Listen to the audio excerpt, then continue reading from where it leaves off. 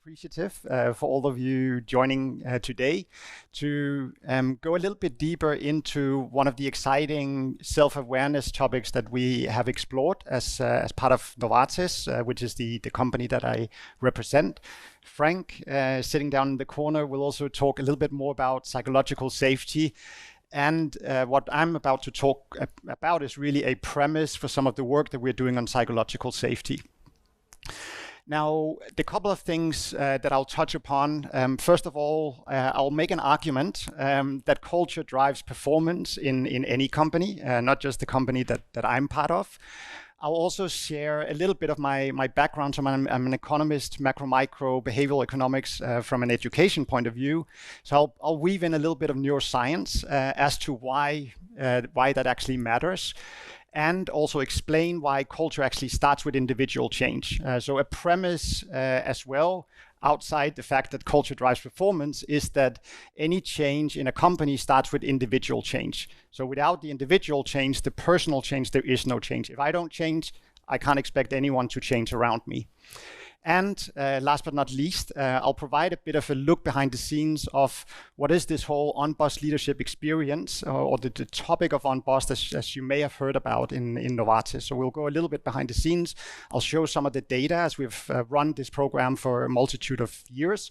So we also have some facts behind it.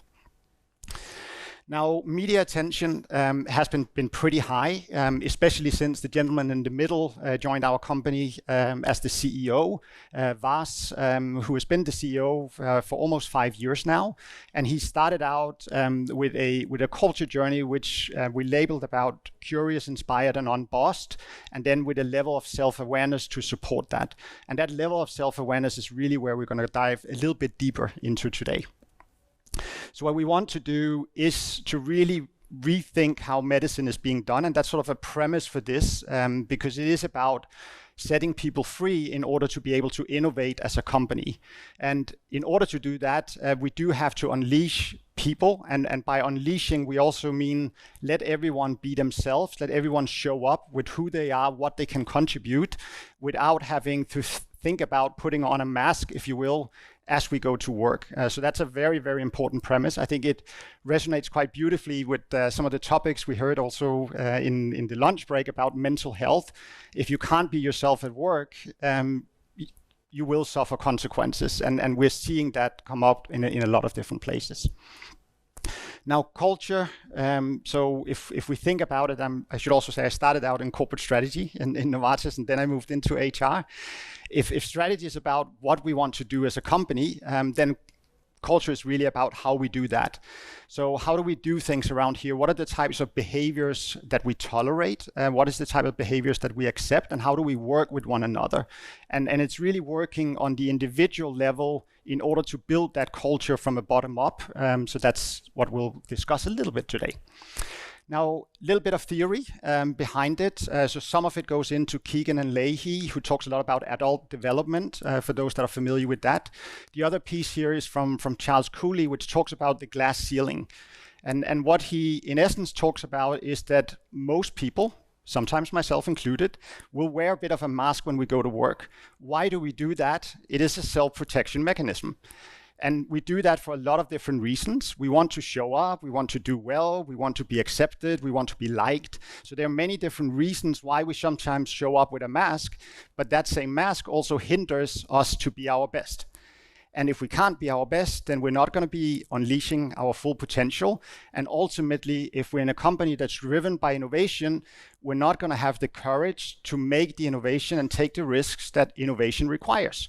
So what we really want to address is sort of that mask and making sure that people do not show up with that mask, that people truly can be themselves.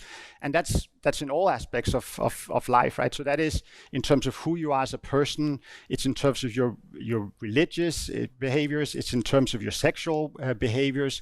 Like all the aspects that makes you a human being, you need to be able to show up as who you are in the workplace in order to do your best. Otherwise, you will spend a lot of time, a lot of energy trying to be something that you're not in order to fit into certain norms. And then you're going to waste that energy doing that rather than being productive and innovative. So that's a key premise.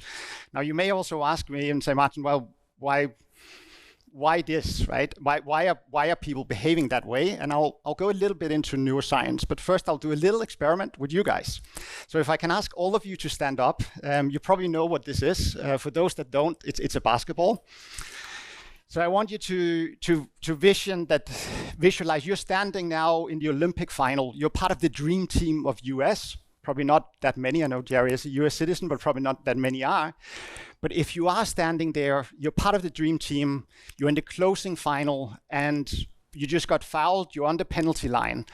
So now you're being asked to shoot a penalty shot to win or lose the Olympic final. So you can close your eyes, you can keep them open, but I just want you to visualize, how are you going to shoot that? So just shoot that penalty, just one shot. Alrighty. So I see a few people doing it a few different ways. So we'll talk a little bit about a couple of guys who have or maybe have made that shot, or at least been close. You'll see a guy on the left-hand side. That is Chamberlain. He was Michael Jordan before Michael Jordan played basketball, so to say. So what this guy, who is an amazing basketball player, he scored single-handedly in a game more than 100 points by himself. Right? Many teams don't score 100 points in a game, and there are very, very few players outside of him who ever scored 100 points in a game. Now, he had one kryptonite, which was what you guys are just doing, right? Shooting the free throw, to a point where his co-players, they wouldn't pass him the ball in the final minute of a close basketball game. And you think, like, why the hell wouldn't you? You have one of the greatest basketball players of his era, maybe ever, Will Chamberlain, and you're not going to pass him the ball when the game is on the line because you don't want him to go to the free throw line. He was not going to make that free throw. You have a guy on the other hand, some people know him as Shaq. Shaq attacks Shaquille O'Neal, same problem. Different era, but same problem. One of the best centers in the history of basketball, but also had the fundamental problem, he was not good at the free throw line. Then you have a guy, Rick Barry. Some of you may have heard of Rick Barry, some of you not. I saw one guy doing the Rick Barry at the very end. What did he do when he came to the free throw line? He shot underhanded.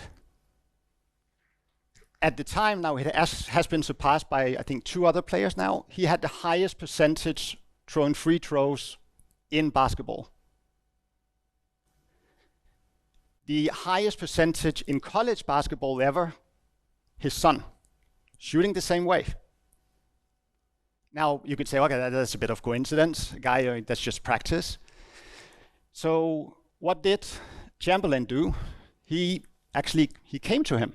He said, Rick, can you help me out? Like, this is a real problem.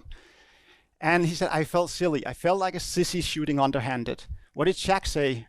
He literally is quoted to say, sorry, Rick, I can't do it. I'd rather shoot 0%. I'm too cool for that. Now, if someone who makes 100 million is too cool to do something which is going to win him a championship, what is a desk worker going to do when they sit in front of their computer and no one is watching? They're probably going to be too cool for that. Right? They're going to be too cool for just losing the mask and be themselves. And the reason for that is we have a brain. As human beings, you're allowed to sit down, by the way. And now it's going a little bit into neuroscience. So as human beings, we make somewhere between 15,000 to 60,000 decisions every single day, every single minute. Some of those decisions are very much on autopilot. Some of them are not. Right? And they are driven by different parts of our brain. There is the so-called limbic system in our brain. The limbic system, and if you want a different metaphor, which is easy to remember, it's the monkey part of our brain. It's the chimp part of our brain. It's that little piece which, whenever we're confronted with something, it just bumps up and it reacts. Like it reacts immediately, right? And you will know that aggression. Someone caught you in traffic and immediately you're honking the horn or you're yelling something in your local language, most likely, or you're having that look. It's like your immediate response and reaction. Now, we also have another part of the brain, the prefrontal cortex, which is a bit more rational. Right? That is where the rational behavior takes place. Now, the problem with the prefrontal cortex is, while it's very rational and it'll do logical things, it'll shoot underhanded, if you will, it is slow. right? It's also, you can call it a professor, right? It's very logical. It is slow in reacting. So the limbic system acts about 5 times quicker than that. Now the limbic system does need to ask for permission, but very often you're granting your chimp brain that permission in that moment if you don't slow down. If you don't take that couple of seconds just to reflect on what is the action that I'm about to have. Now, then there's also the other part of the brain, and for simplification, you can call it the computer part of the brain, which is everything which is habitual. And that is about 95% of all the actions that we take. You'll know it as, if you're a bit conscious of it, which sock do you put on, which shoe do you put on first? As you enter into a room, if you're at home, you're going to hit the light switch, etc., etc. There's a lot of things which are very, very habitual. And those things that just act on autopilot, whether they're good or whether they're bad, doesn't matter. They're on autopilot, and that's generally a good thing. Now, as an economist, Kahneman, who won the Nobel Prize for that, he used it, and as economists, we're pretty simple people. He just called it system 1 and system 2. There is the irrational part and there's the rational part. Now, the irrational part, we have to test and we have to see, and that's the whole premise of behavioral economics, that people are irrational. They will act on their behaviors. The other system, the rational part, yeah, people can be rational, they can be logical, but it needs them to slow down. So it's that whole premise of slowing down in order to be conscious of what we're doing, in order to be rational about what we're doing, so we can make the chimp not jump up and down when we make those decisions. And that is part of going into the behavior that we all have. And it's part of the premise about having a level of self-awareness so that we can do the right things, we can show up to be ourselves, etc. So that's a bit of the premise behind it. Now, back to what we're doing at Novartis. So it is saying that in order to work on organizational change, we have to work on the individual level. We have to see what is the perceived benefits for me, what are the skills, the capacities, the support that we need. If we do that, and if we work in a holistic manner, then we can start to see organizational change. So yes, we need to have learning programs. We need to have different processes and rewards in order to incentivize the right behaviors for that. And in Novartis, we're doing a lot of those things, but that is not the topic for today. So we'll dive very much into the Unbossed Leadership Experience, which is a program that was put in place about 6 years ago in order to work on the self-awareness based on some of that theory that I just shared. Now, why we're doing it is the demands of the increasingly complex world. We've talked about it. You heard it also previously. You heard it this morning. That is essentially why that was done. It was put in place, as I mentioned, 6 years ago, in order to anticipate that. It's also about having the personal growth that will enable everyone.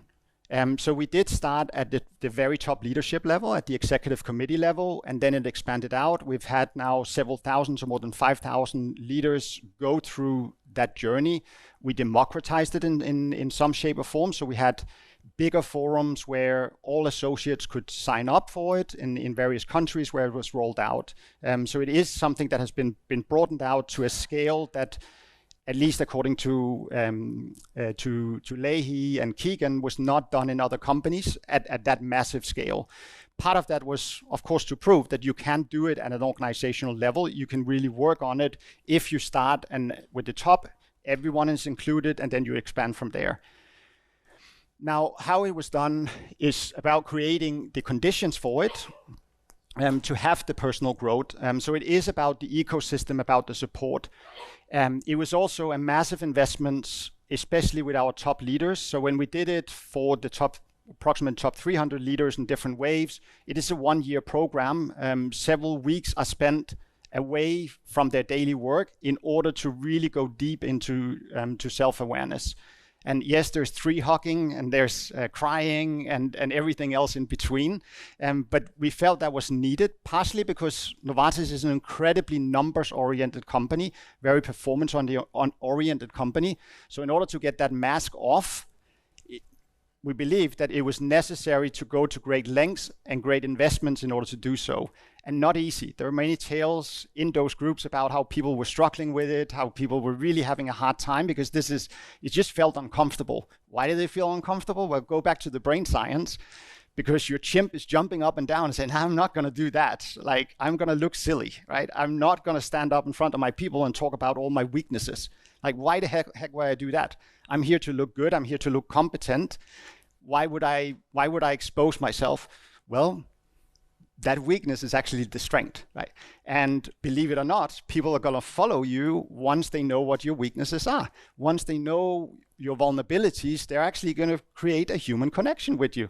Like, what do you mean? Like, I don't want a human connection. I'm here to do great work.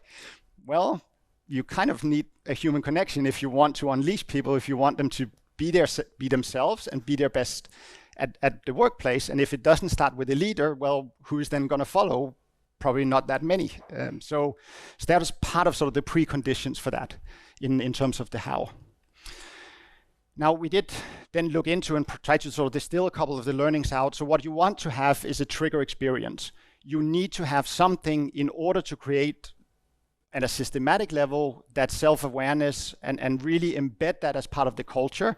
And this is by all means, and Frank can talk to that as well, it is something we still are struggling with in some parts of the company. In some parts, yeah, it's definitely, it has moved needles and it's moved mountains, and in some parts not as much.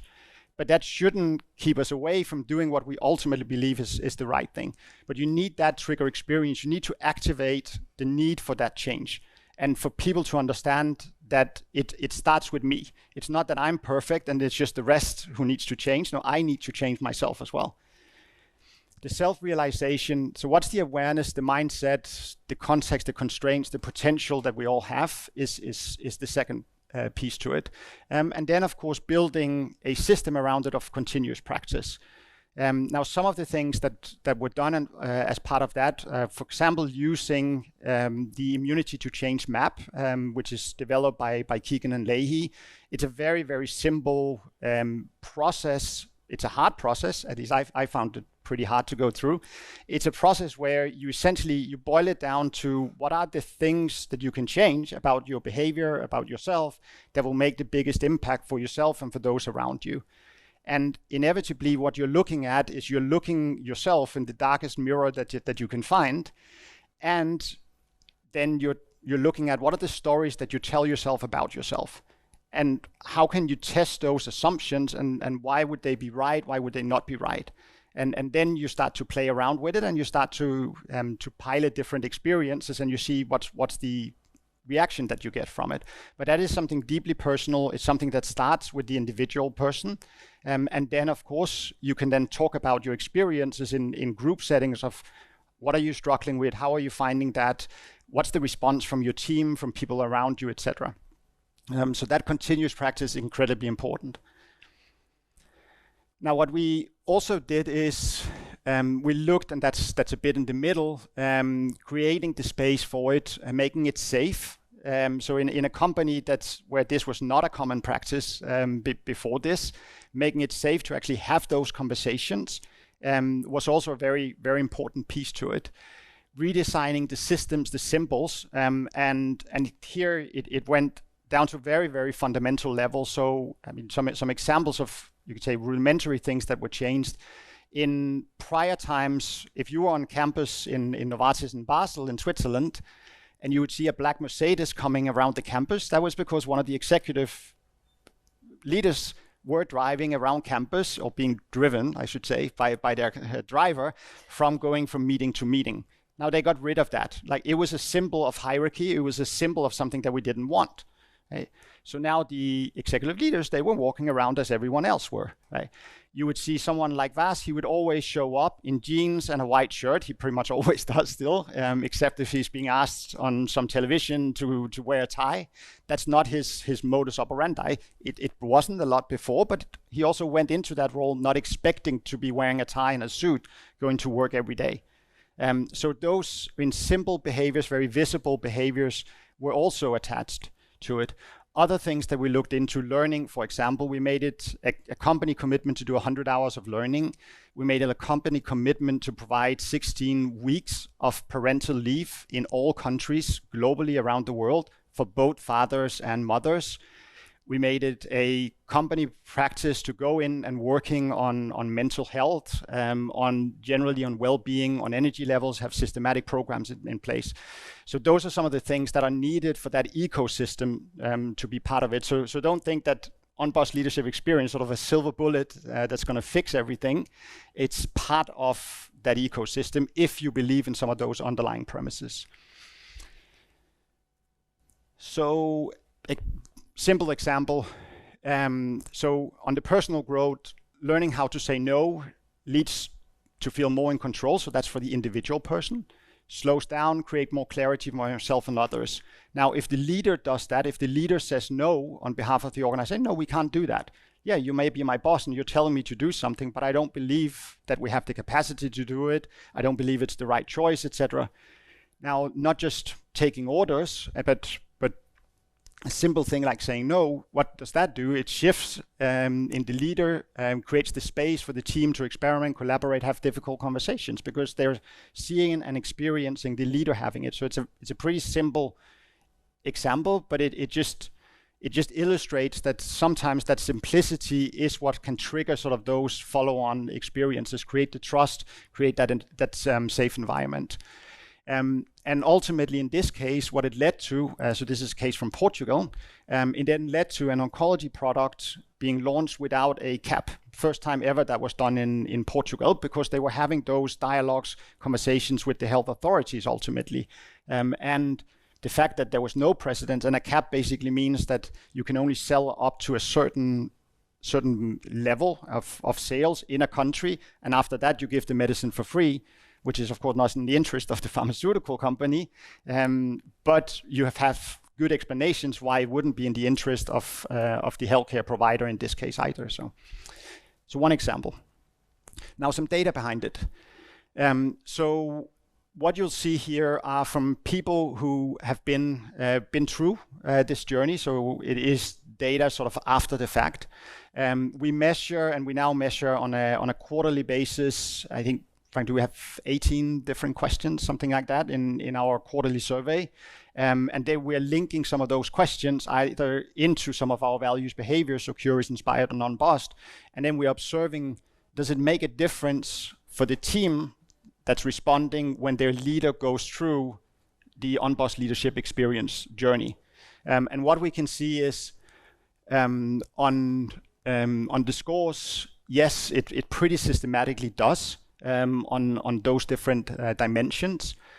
We see here a little bit more when we see the feedback scores by relationship. It's a little bit different. And then we also see what are then the areas that score the top 4 behaviors, the lowest 3 behaviors. Now, what that should tell you is that it's obviously not the silver bullet. It's not perfect. There's still things to work on. But it does give then some perspectives into what are the areas that we can continue to work on and continue to improve. The other part that you'll see is, and this is mapping it up against, if you will, cohorts that are the other arm, so people who have not gone through the experience or have not gone through it yet. So if you see on the left-hand side, and you have the yellow line of those that have gone through the journey, and then you see other different journeys, and then you can compare it to those that did not go through the program. And what you'll see is if you blink real quick, then you will see it. If you do it at the right moments, you'll see that there is a very significant, so statistically significant impact on those different measures. What you see on the right-hand side is the team's comfort with failure. So this was a big thing in Novartis. Are we ready to fail? Right? And in essence, if you're not ready to fail, you're also not ready to succeed to some degree, right? You're not willing to have the courage to experiment, to innovate, to really sort of test and find the barriers. And what you see is that on the left-hand side, after the second debrief, as part of this year-long journey, you still had 61% who were really sort of in the middle. They were saying, we're not quite there yet. But then that comfort level really goes up. Right, so there is then, and again, this is perception data, but there is a perception in the team that we are now ready to deal with the consequences of failure. We're ready to have those tough discussions and as part of that. And again, this is just to undermine the fact that organizational change, it needs to start with individual change in many cases, but that's, again, depending on how the company construct is, the culture in the company. In Novartis, we felt it was a leader top down, and yes, more than 5,000 leaders have gone through it, but it really started with the top leadership of a company. It's a company of more than 120,000 people at the time. And that's where it needs to start in order to build that organically within the organization. So some of the learnings, the insights, it's reversing the low levels of leader self-awareness, the courage, the empowerment that were identified back in 2018. What the associates are reporting is a positive shift in outcomes as well as feeling safe to fail.